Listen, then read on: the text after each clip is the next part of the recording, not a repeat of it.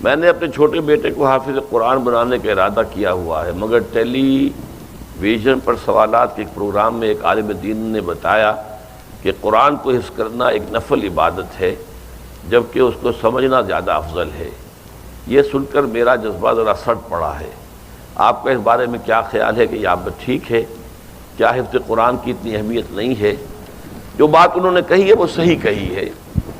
کہ اصل شے تو ہے قرآن مجید کا سمجھنا۔ حفظ قرآن جو ہے ایک اضافی ایک نفل شے ہے، فرض تو ظاہر باتیں نہیں ہے، قطعاً نہیں ہے، فرض تو کوئی بھی شخص نہیں کہتا کہ فرض ہے یہ، لیکن جو اس کے درجے مقرر کر دیے گئے ہیں اس میں بڑی مغالطے والی بات ہے۔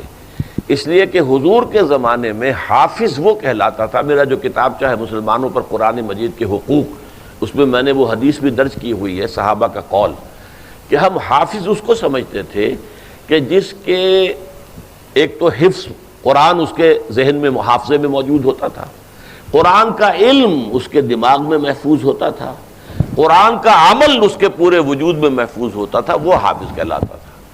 اب یہ صرف الفاظ یاد ہیں، نہ اس کا مفہوم پتہ ہے، وہ تو جیسے ٹیپ چل رہی ہے، اس ٹیپ کو کیا پتہ کہ میرے اوپر کیا لکھا ہوا ہے، وہ لکھا ہوا ہے دوسرے سن رہے ہیں سن لیں، تو یہ تو حفظ نہیں ہے، یہ تو ہمارے ہاں بس ایک رواج پڑ گیا ہے۔ اور بہرحال ایک زمانے میں اس کی اہمیت بھی تھی کہ قرآن مجید کی حفاظت کا ذریعہ اللہ نے اس کو بنایا، اس لیے کہ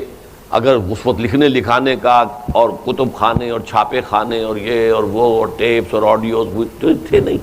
تو اس لیے اس کی جو اہمیت پہلے تھی اب وہ رہی بھی نہیں ہے۔ البتہ یہ ہے کہ اگر آدمی یاد کرے اور جتنا زیادہ یاد کرے گا اتنا ہی اس کے پاس ایک دولت ہے، خزانہ ہے۔ البتہ اصولی طور پر جن صاحب نے وہ بات کہی ہے، میں نہیں جانتا جس نے کہی ہے، صحیح کہی ہے کہ قرآن مجید کا حفظ ایک نفلی عبادت ہے، اس کا سمجھنا یہ ہمارے لیے فرض ہے، اصل شے فرض سمجھنا ہے۔